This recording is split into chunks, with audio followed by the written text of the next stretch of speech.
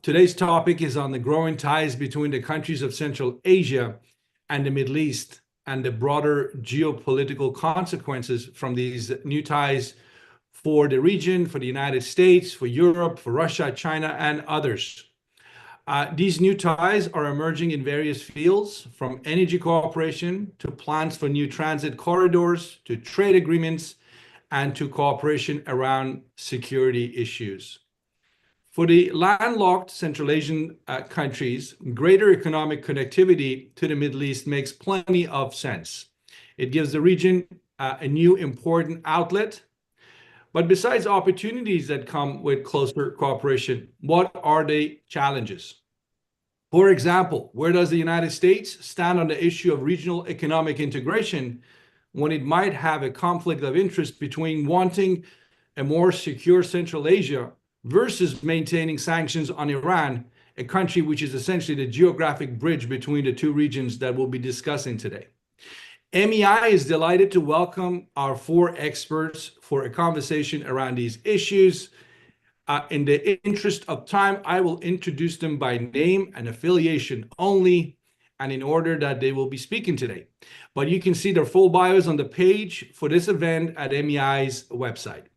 First, we will start off with Sanat Kushkumbayev, who is the Chief Research Fellow at the Kazakhstan Institute for Strategic Studies, who's joining us today from Astana. Next, we have Asal Tutumlu, who is an assistant professor at the Near East University in Northern Cyprus.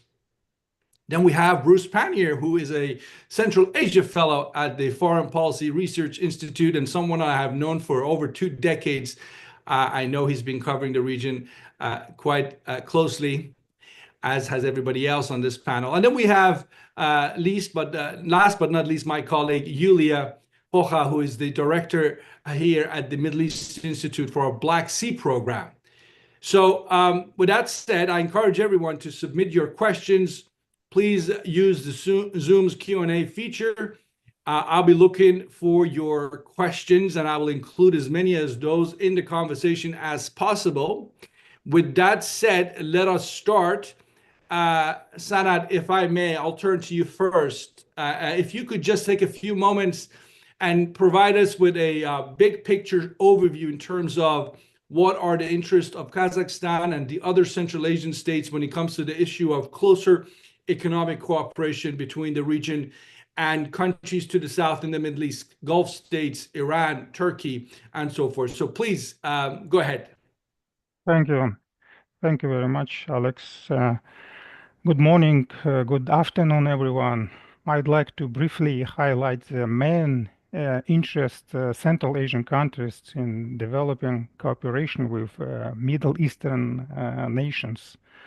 The primary interest lies in attracting investments from Middle Eastern countries, particularly the Arab Gulf states. The Cooperation Council of the 6 Arab Gulf states, led by Saudi Arabia, has already established a strategic dialogue with the 5 Central Asian countries. You already mentioned that.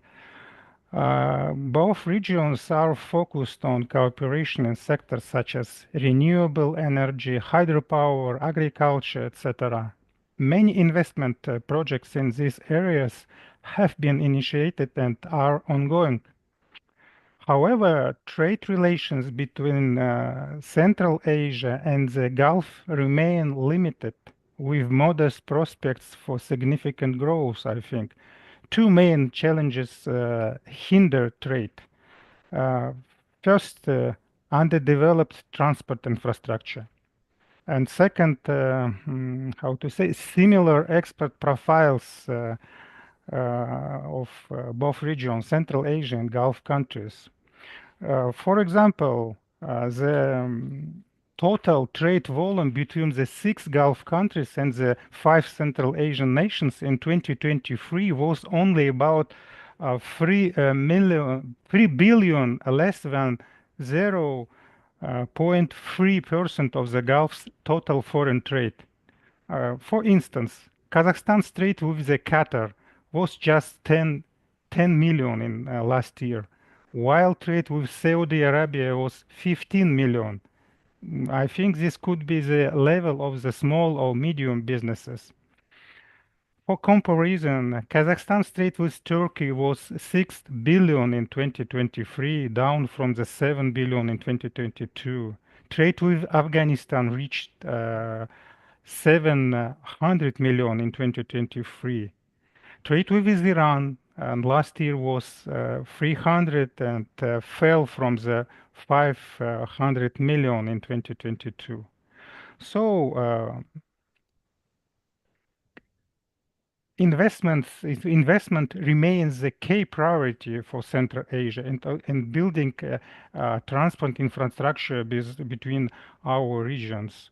Uh, one of one number also, additionally, Uzbekistan has secured 12 billion in investment deals. It's a foreseeable future.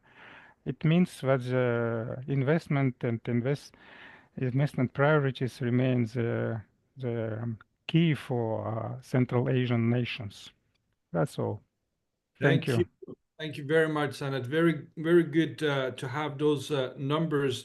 And I will want to come back to you, Sanat, and ask you a question, because I mean, you gave us a sense of the sort of volume of investment, and you know, for example, mentioned Qatar about 10 million in terms of trade. But when it comes to investment, I want to ask you when I come back to you in the next round, ask so you have a moment to think about it. So where do you see some creative thinking in terms of economic planning? I mean, you know, you hear about the topic, for example, of using the arable land, agricultural sector in Central Asia for food security for the Gulf countries. Right. If that's something perhaps that's been thought about in Central Asia, that would be just as an example, but there are, I'm sure, other topics. But anyway, I come back to Sanad in a minute. Let me turn to Right. Asal, if I could turn to you and ask you, you just heard Sana describe some of the challenges, some of the opportunities. Um, One of the things Sana talked about is insufficient infrastructure in the region. Could you say a few things about what that means in terms of your areas of focus, things like the energy sector, transportation, and we'll talk about the issue of the middle corridor throughout the conversation, a major project that's underway.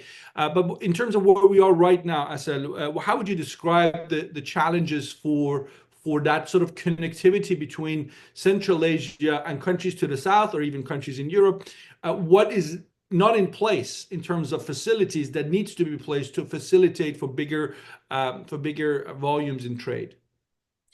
Sure. Well, basically, with the Russian invasion in Ukraine, what happened is that the Northern Corridor, that was responsible for 80% of the goods from Kazakhstan alone, for example, as well as the Caspian Pipeline Consortium pipeline, the CPC pipeline, that was also responsible for 80% of oil, basically came under a huge strain with the sanctions. Particularly, we can see that, for example, for a very long time, the oil from Kazakhstan was not necessarily sold in the same manner as it did before, even though it was marked clearly, very, very clearly marked that it was the oil from Kazakhstan. But because it was coming from a Russian pipeline, a lot of buyers preferred not to really engage to avoid any sanctions. And then Russian government always had some emergencies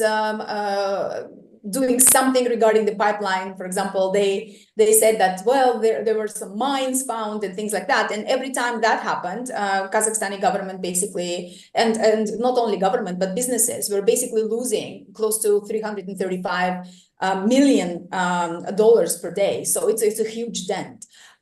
So obviously, now, if you take a look at the location of Central Asia, the Northern Corridor is very much scrutinized because of the sanctions.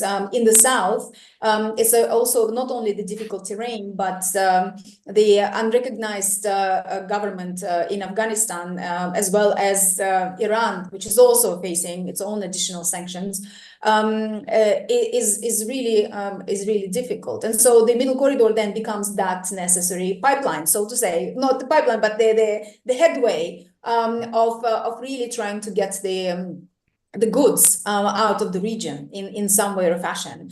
So it has a lot of problems. Obviously, trying to reconnect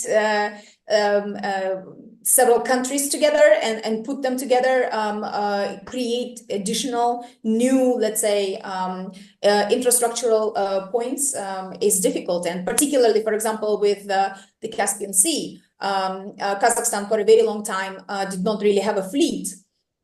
We basically borrowed oil tankers and overall tankers and barges from Azerbaijan.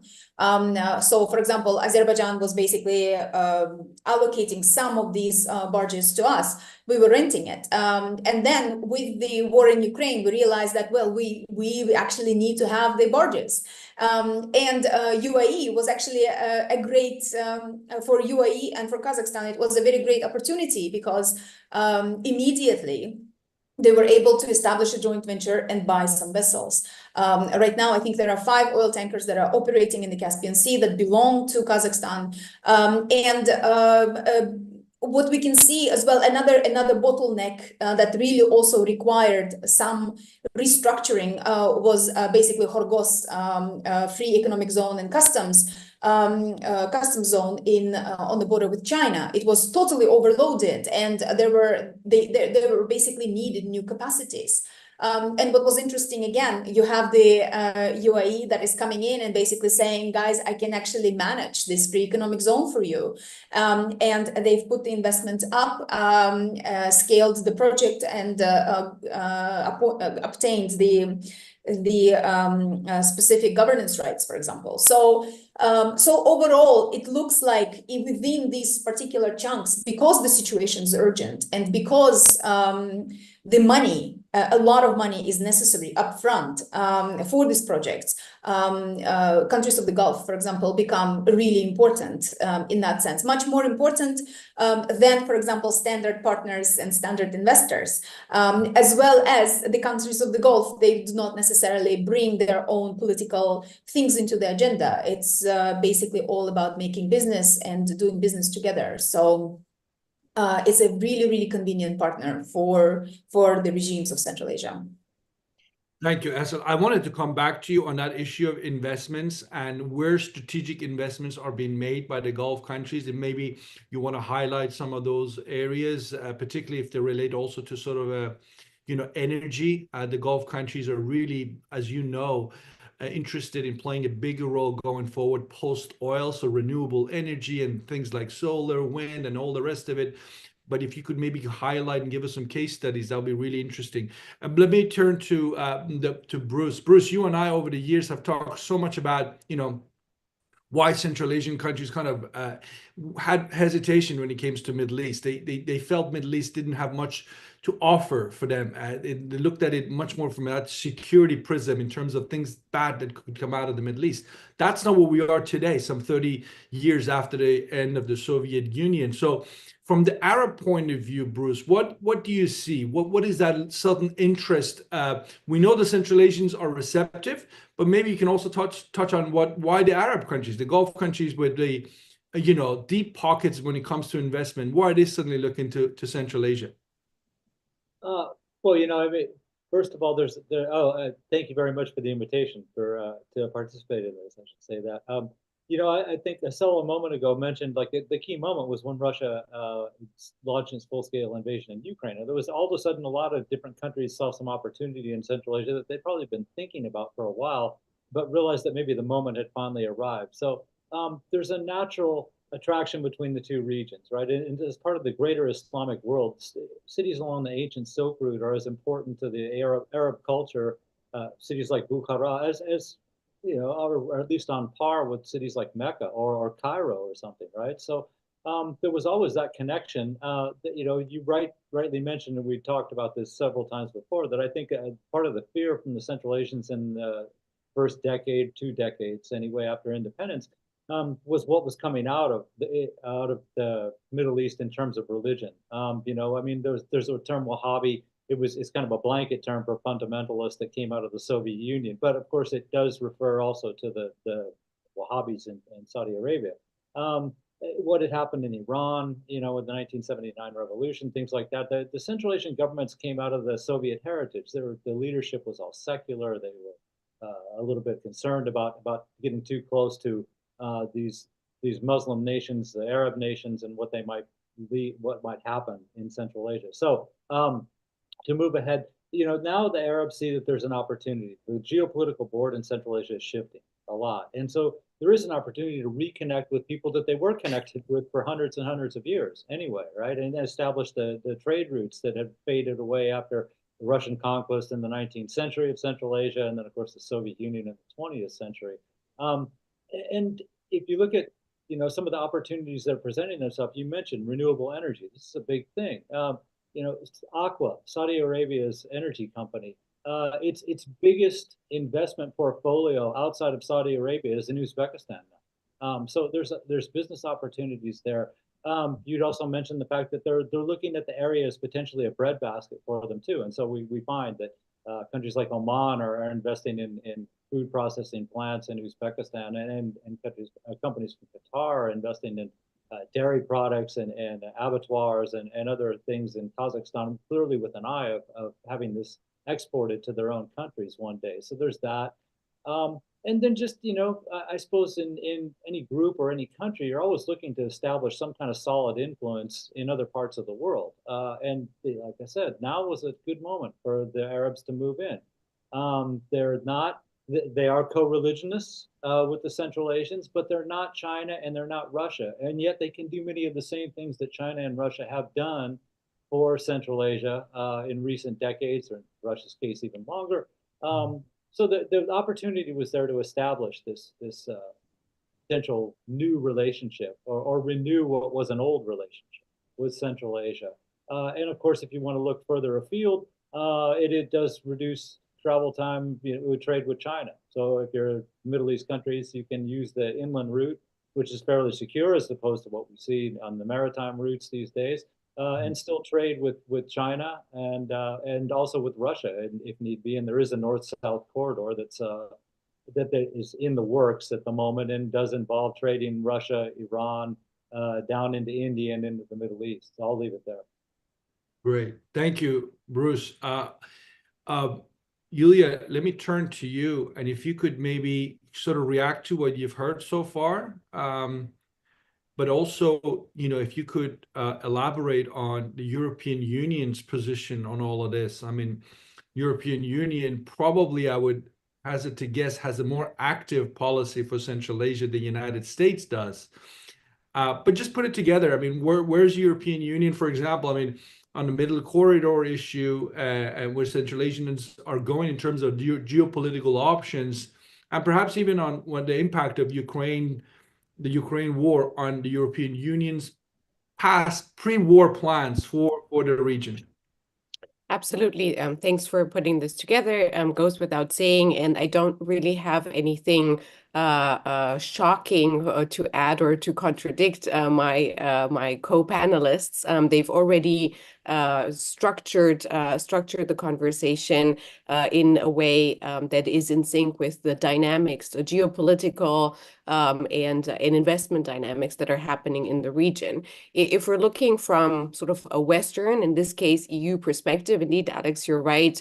When it comes to the United States, the interests are not as much there as they are just geopolitically for the European Union. So we can talk about that a little bit later too, in terms of what investments from the United States look like until now and what perspectives there are to further develop it. But the interest indeed is now between the European Union and Central Asia. And we certainly see that with strategic documents, with investments, as well as with a lot of, or a series of high-level visits on both ends. Central Asian leaders traveling to the European Union and the other way around in the context of the last few years. Generally, the European Union has significant stakes in Central Asia. And indeed, with Russia's full-scale invasion of Ukraine, this has been amplified significantly, as Asel and others have mentioned a bit earlier. When it comes to the stakes concretely, we're looking at First and foremost, transportation and interconnectivity, exactly the middle corridor that we've been talking about on this panel, and the development of that, and that's where the EU fits in as well. We're also looking, of course, at energy cooperation and energy development with vast energy resources in Central Asia that, of course, are of high value to the European Union, particularly in the context of the war and the diversification that the European Union has been sort of forced to entertain in the last few years. And maybe the newer aspect of bilateral cooperation, if we can call it that, between Central Asia and Europe is on critical raw materials. That's also, of course, a big area of interest and of strategic competition with other players in the region. And so this then turns me to the aspect of strategic competition, which is quite interesting. Everyone else has already at least alluded to it, but it's quite fascinating to look at the dynamics over the last few years. Of course, there's Russia and China, the main strategic partners for Central Asia, and there's the Gulf countries stepping in significantly over the last few years. Does that mean for the EU that the EU could try to replace China or Russia in any way? Absolutely not. But it is rather trying to build also an alternative and further diversification, just like we're seeing investments from the Gulf in the last few years. Both are from the European Union side, it is in the context of strategic competition, also a bit about if we're looking deeper into Central Asia, if we can call it interest asymmetries that become apparent. Europe would like to bypass Russia and Iran, and that's the middle corridor, and that's where strategic interests overlap with China. Whereas, of course, Central Asia wants to expand diverse routes in all directions, like we just mentioned with the North-South corridor and others. And then you asked me about strategic investments. If we're looking at the numbers, the EU has so far invested over 100 billion euros, more than $100 billion in Central Asian countries over the past decade. That's a lot to match from any other strategic competitor. It also represents 40% of the total FDI, foreign direct investment, in the region, and that makes the European Union the largest foreign investor in Central Asia. And it goes without saying it's unmatched by the United States, of course, as well.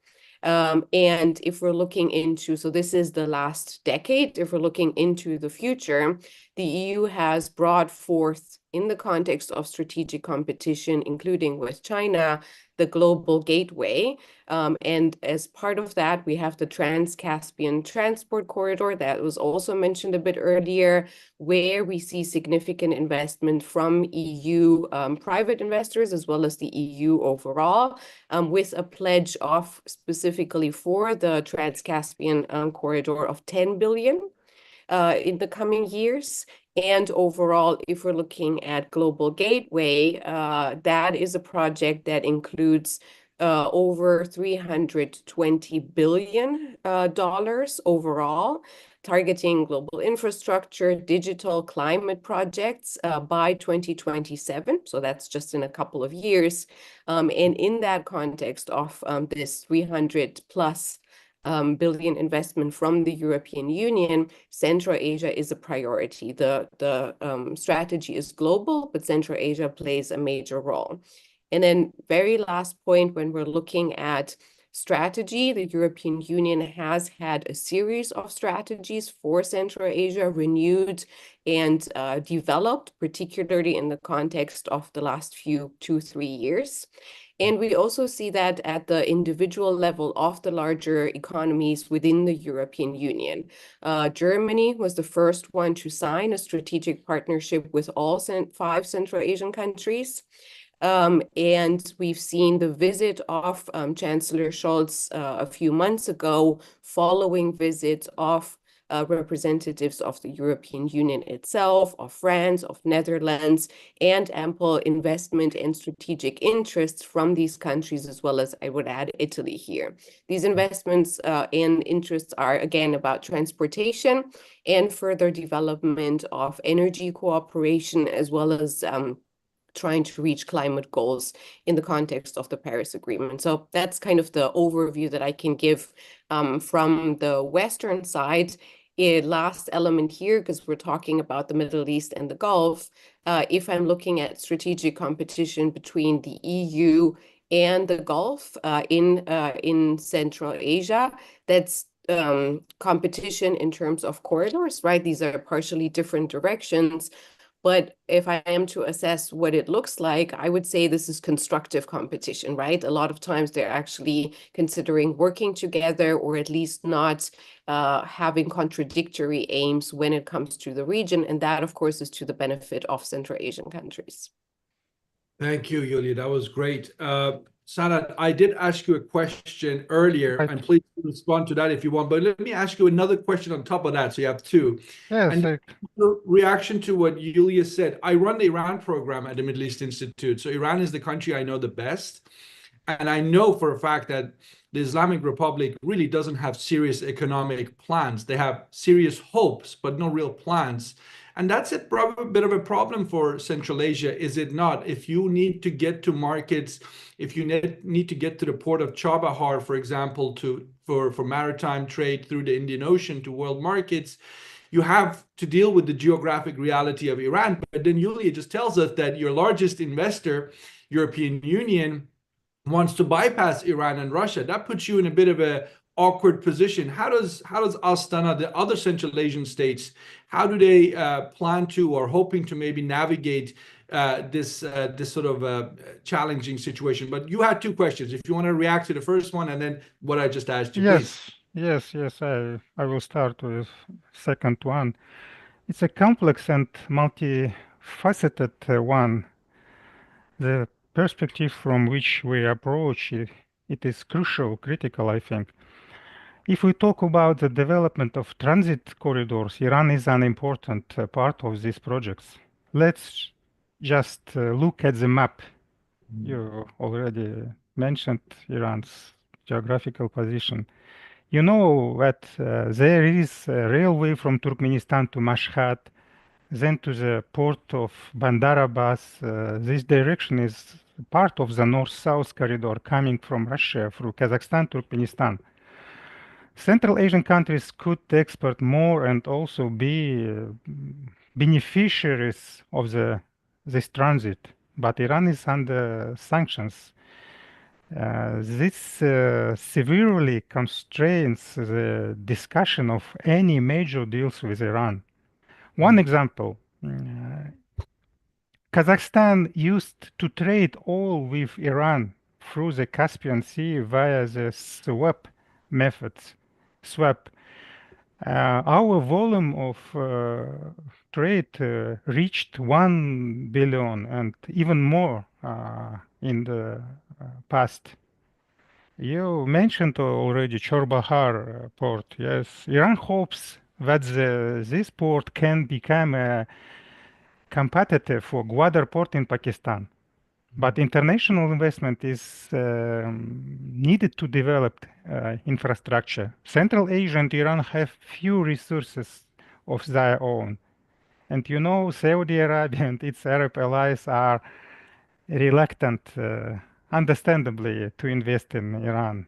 So if we talk about the investment, I agree with the previous speakers. Europe remains a key trade and investment partner for Central Asian countries. But recently, investment agreements are emerging and expanding between Gulf countries and Central Asian region. For example, Saudi Arabia is involved in solar and wind energy projects in Uzbekistan and Kazakhstan and supports agriculture development. In Kyrgyzstan, Saudi Arabia is providing a 100 million loan. The UAE is Kazakhstan's, for example, for our country. I don't know about the trade volume between other Central Asian countries, is largest trading partner for Kazakhstan in Gulf. But trade dropped from the 630 million in 2022 to 320 million in 2023. Kazakhstan exports to the UAE mostly 60% oil and copper, and imports mainly consumer goods reflect our re-export pattern, unfortunately. The UAE has invested but over 2.6 billion in Kazakhstan, including the famous Abu Dhabi Plaza complex in Astana, and signed additional deals worth 900 million in 2023. The Gulf has also become a key hub for regional connectivity through airlines based in the United Arab Emirates, Qatar also. So my country, Kazakhstan in particular, sees an opportunity to boost export to the Gulf, especially wheat and flour. We can increase our export wheat and flour. For example, in Afghanistan, I already mentioned our main export to this country is wheat. Let me please also add a comment to what was said, Bruce. In general, the Central Asian countries want less geopolitics, but this cannot be avoided, unfortunately. We have such an environment. So, thank you. Thank you. Thanks very much. Asal, if I could turn to you, my question was the strategic investments. If you could give us a sense of what the Middle Eastern, mostly Gulf countries, maybe Turkey, if Turkey wants to be considered Middle Eastern, but let's put them in that camp for today's discussion. What's happening in Central Asia in terms of investments?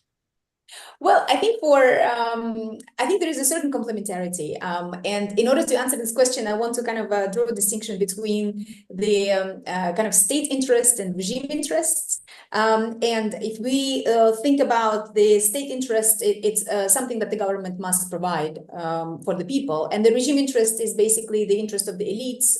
Doesn't have to be only political, but economic elites that are integrated in some way or fashion with the leadership, so to say. And what is interesting is that if we take a look at the strategic investments of the Gulf states in Kazakhstan, they actually assist the regime in fulfilling the interest of the state. So, for example, if we take a look at the energy sector, I mean, in the winter 2022-2023, both Kazakhstan and Uzbekistan were experienced a really huge electricity crisis, and also besides electricity crisis, there was also a heating problem. Tashkent, for example, the capital of Uzbekistan that is exporting gas, right, all of a sudden became cold, and even the president came up and said, what's happening? A similar picture was actually noticeable in Kazakhstan, where like several cities where 100,000 people were and ended up in the cold because of the heating plants that were basically so dilapidated that really needed additional support from the government, which not necessarily was in their strategic plans. So what UAE and Gulf states are doing is that they are actually assisting alternative renewable energy production. And even though the size and scale so far may not necessarily be as industrial, even though I think Sanat has mentioned that there are still sizable investment presence, and nonetheless, it actually enables really and assists the government to find those alternative ways. And it is also very important because what are the alternatives, if not the renewables, are actually the Russian proposal of creating and building 3 coal-fired thermal plants, for example, in Kazakhstan, which goes really much against the state program on renewable transition to renewable energy. So in this sense, and obviously the current debate that is happening in Kazakhstan, and also the decision regarding the nuclear power plant that was already taken in Uzbekistan, creates a lot of insecurities domestically, particularly. So what the Gulf countries enabled, UAE particularly and Saudi Arabia, enable the regimes in Central Asia to do is to basically have that safe transition that is in the interest of everybody. And it is also a great plan for them to showcase the ability, basically, to transition. It creates a strong cooperation, and it doesn't necessarily have this very strong baggage, the geopolitical baggage. So, for example, we have seen that Mubadala, if I'm not mistaken, was actually investing in it wasn't Mubadala, I'm sorry. But in Jungarian Gate, it was the Saudi Arabian company was investing in a kind of an area that's for a very long time was disputed with China. And the Jungarian Gates are basically a very small niche, so to say, in the mountains where that is constantly windy. And so Saudi Arabia basically enabled this type of plans. So we can see that the strategic participation, I think, is very visible and beneficial, both for the countries on both ends. Thank you, Asel. Bruce, let me just start off, if I could take some of the questions that are coming in. You are really well placed to answer this one, Bruce. But the question is the West, in the broader sense, I guess Europe and the United States, viewed positively or negatively in Central Asia from your experience? And let me also ask you this question, Bruce. One stand we haven't talked about, because it's not part of the Central Asia proper as we know it, is Afghanistan. Talked a lot about economics so far, but maybe say a few words, if you could, please, on the issue of security cooperation. And there are obviously, Sanad was talking about Afghan trade with Kazakhstan. So there is some of that going on with this Taliban regime in Kabul. But in terms of security, do you sense that the region is speaking collectively in terms of potential threat coming from Afghanistan going forward, and also in terms of U.S. position? There was a time the United States was heavily reliant on the Central Asian states for its operations in Afghanistan. That's not the case today, but perhaps do you see more U.S. interest from a security point of view going forward? Okay, thank you. Let's see. First, as far as the view of the West in Central Asia, I think you have to kind of divide the West here into Europe and the United States. Generally, the attitude toward Europe, as I've noticed, is much more pleasant. I suppose I'm trying to think of a good word for it, but they have a good view of the Europeans, and for a lot of reasons. One, because of course they've been connected by history for a long time, but also Europe deals with them as individual states and also as the European Union. And we've heard, of course, that they are the major investor and trade partner of Central Asia for a long time now.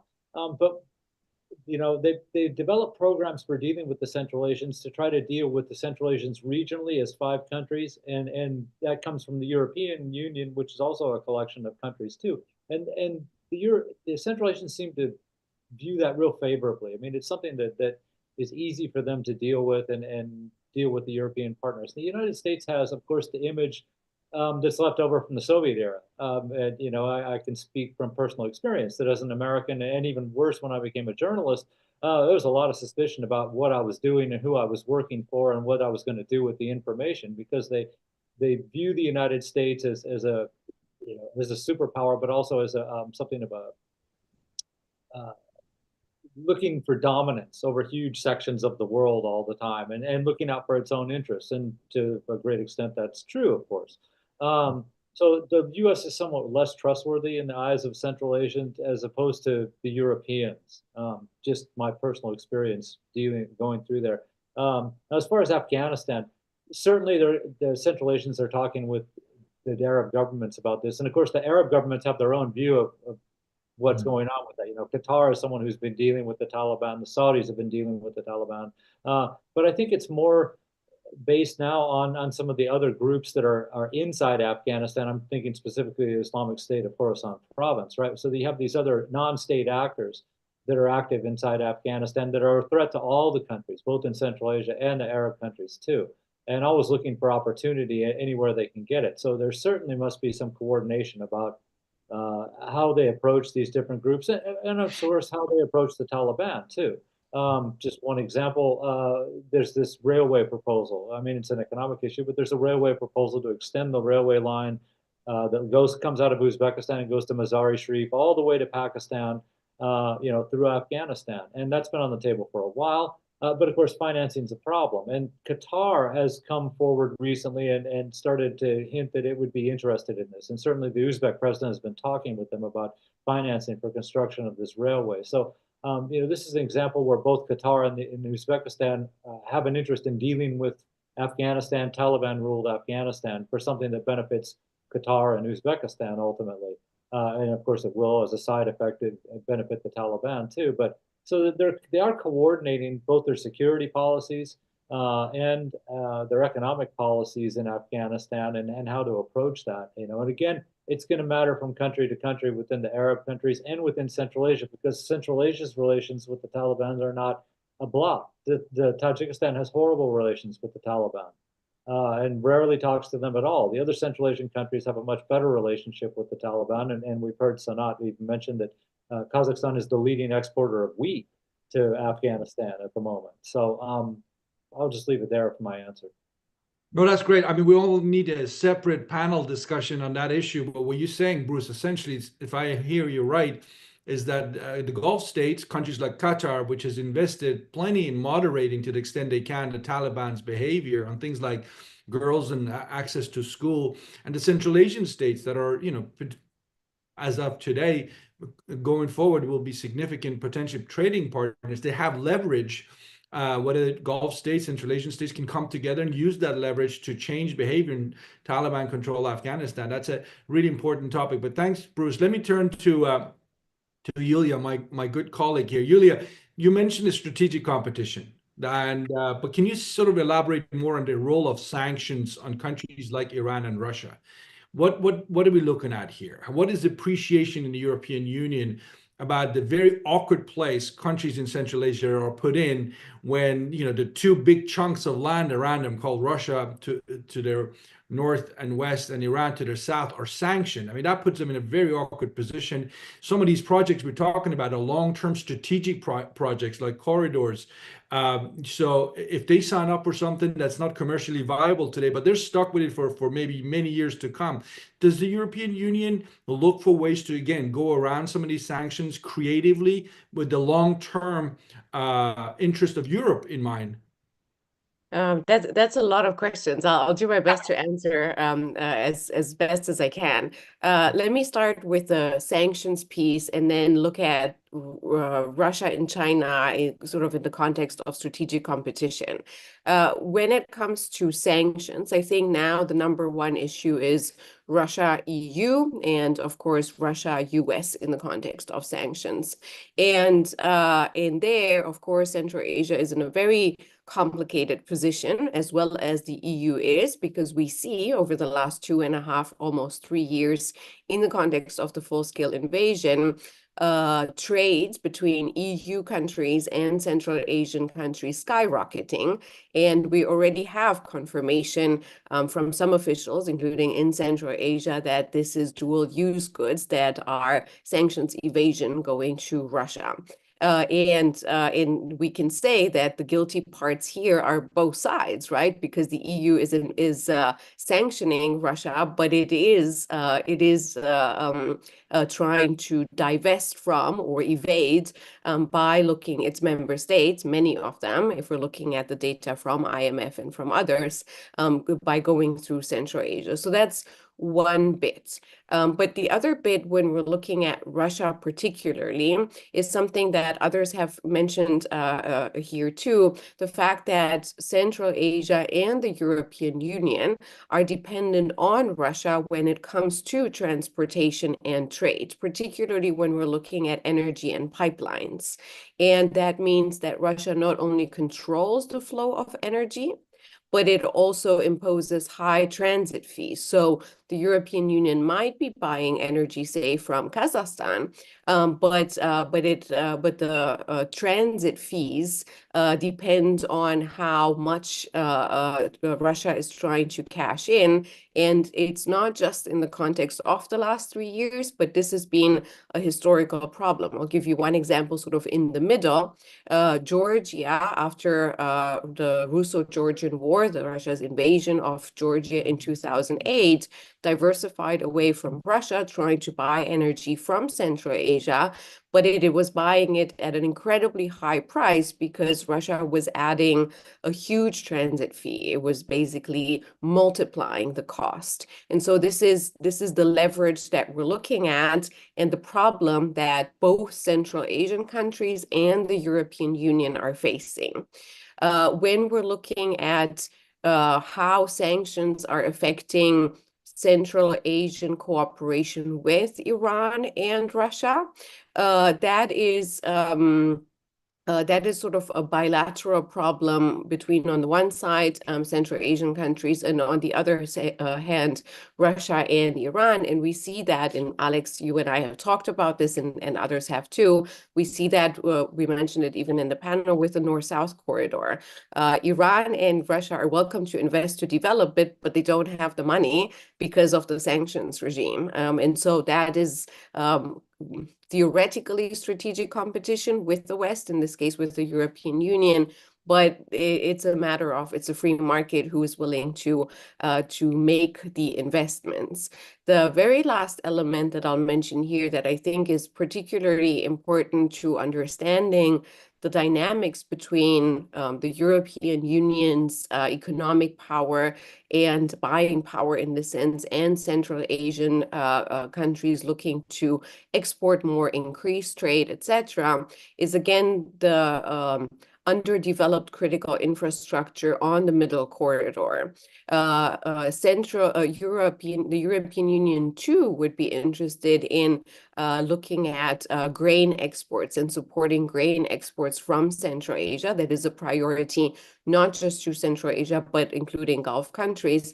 But for that, we need a deep sea port in the South Caucasus, and we don't have one. And there was a US project pitched for a deep sea port in Georgia that has been pushed out by a Chinese pledge just over the last year or so. So this is a great example of, we have strategic competition at a height, but it's not necessarily translating into investments that for the development of critical infrastructure that are in the interest of Central Asian countries that are trying to increase the exports. The question in the end is, who has the money to invest into this development? We know the European Union does. We know the United States theoretically does, but has a limited strategic interest compared to the European Union.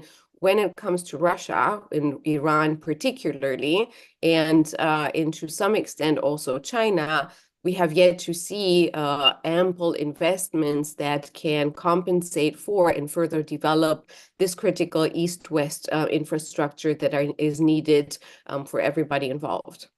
Right. Thank you, Yulia.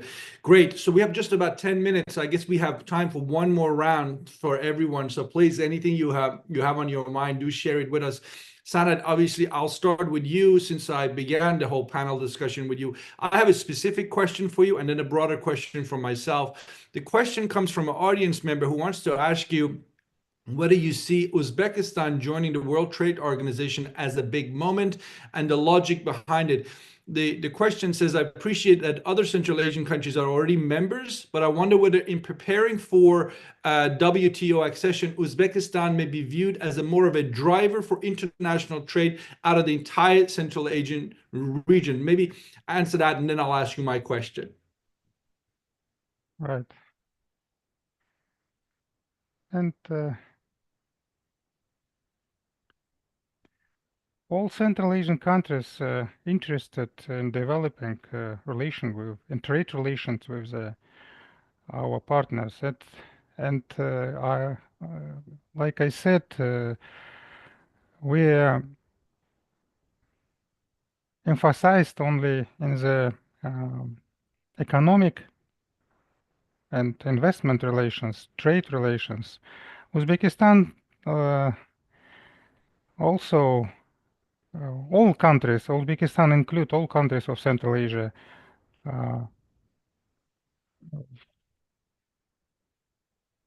want to open the our markets and have free access to the world market. Look at our surroundings. Iran and Russia are under sanctions. If China also faces sanctions under the next U.S. administration, Central Asia will find itself in an even more challenging situation. And also, we mentioned already Afghanistan. Yes, for a long time, United States has sought to make Afghanistan a corridor to South Asia, and I'm not sure this can be done with the current Taliban administration. That's why the Uzbek government, Kazakh government, all Central Asian government want to be part of the multilateral platform, World Trade Organization, or other non-geopolitical, non-political platforms to be part of this trade. Yes, we mentioned already the middle corridor is a real window for opportunity for Central Asian countries.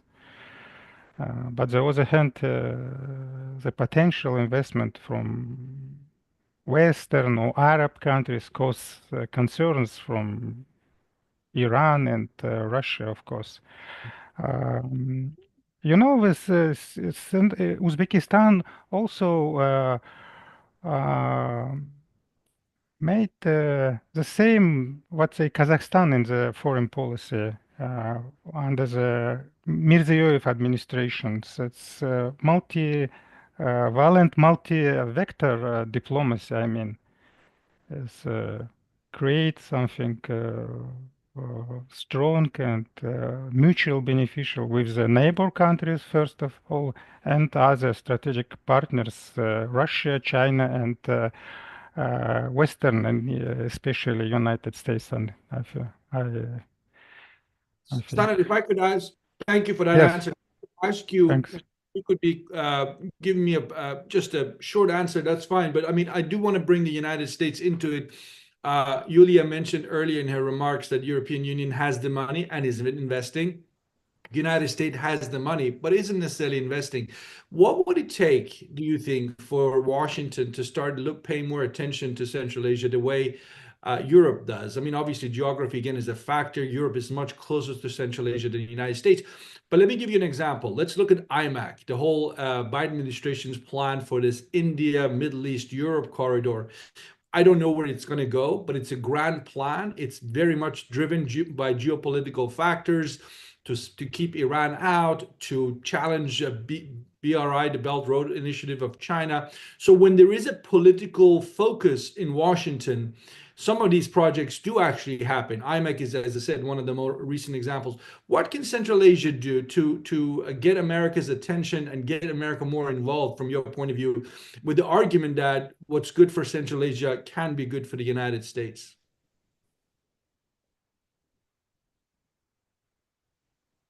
I'm sorry, was that for me or for? That was for Sanat, sorry. Oh, Sana. Yeah, that's why I'm. I'm sorry, I should have. Sanat, did you?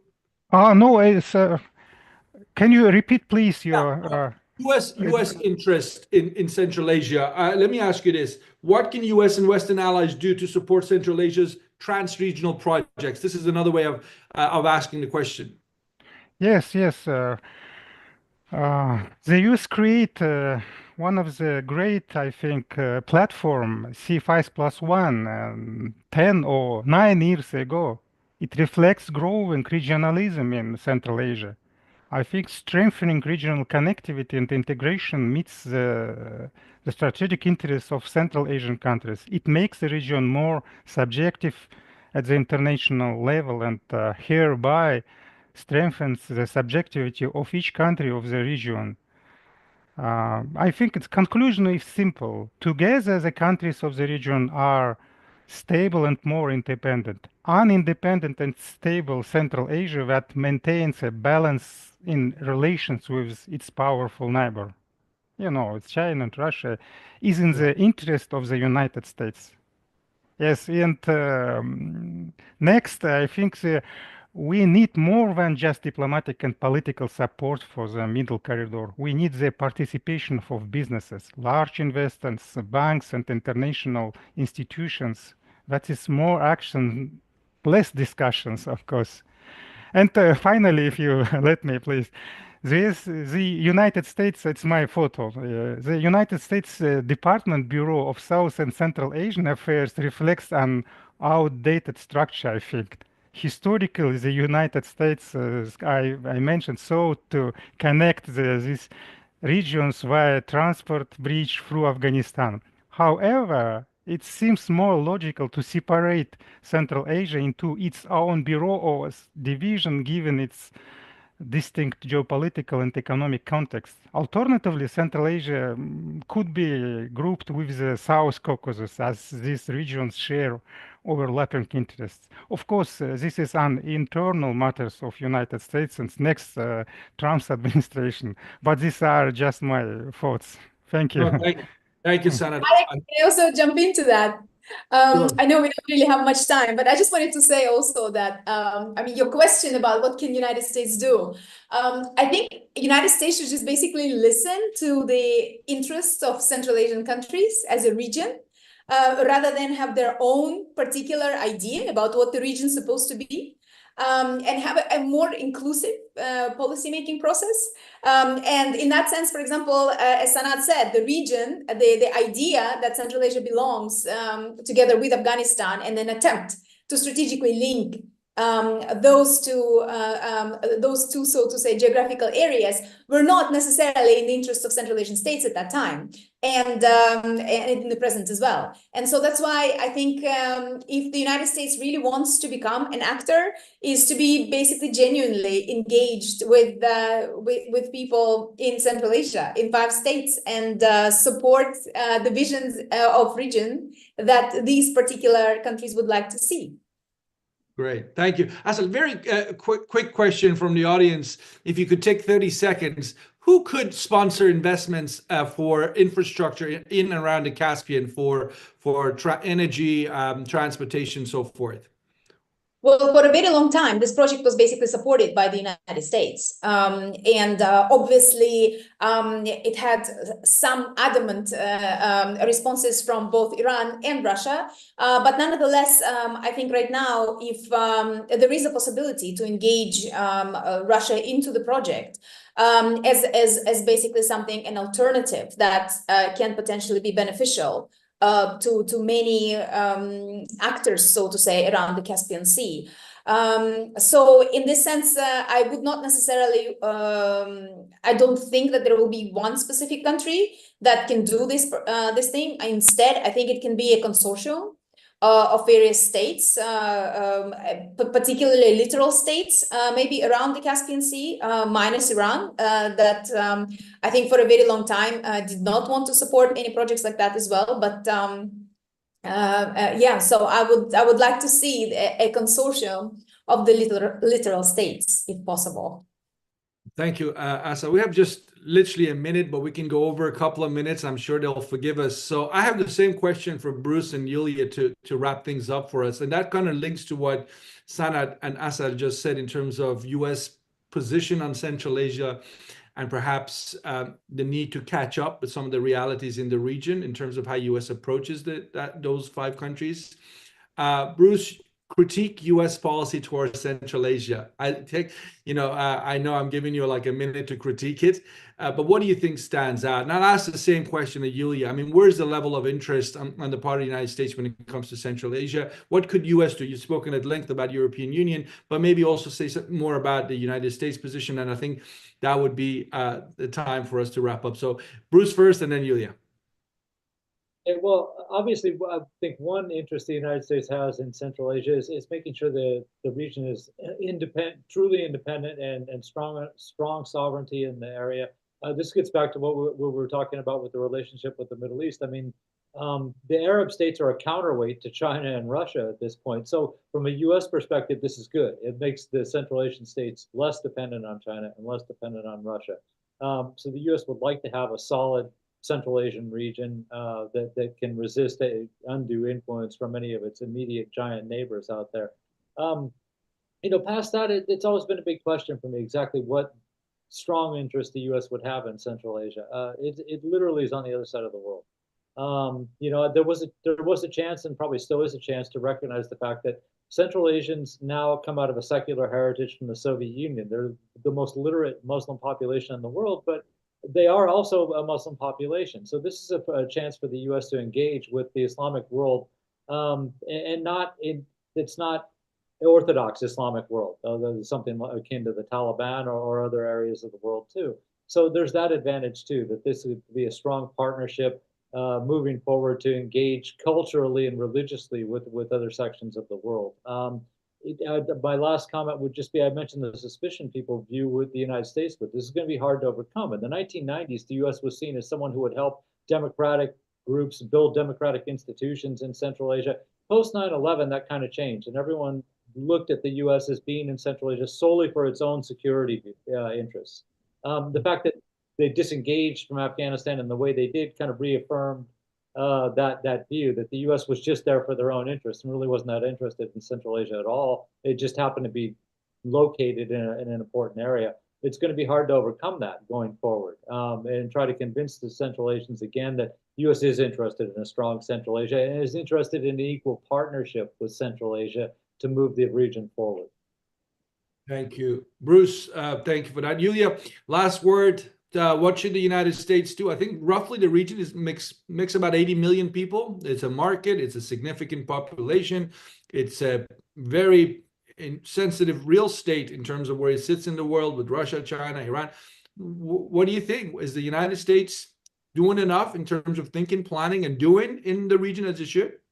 Look, there can always be more, and I would build off of what Bruce just mentioned, that it is literally at the other end of the world. So we should also look at what the United States has done so far.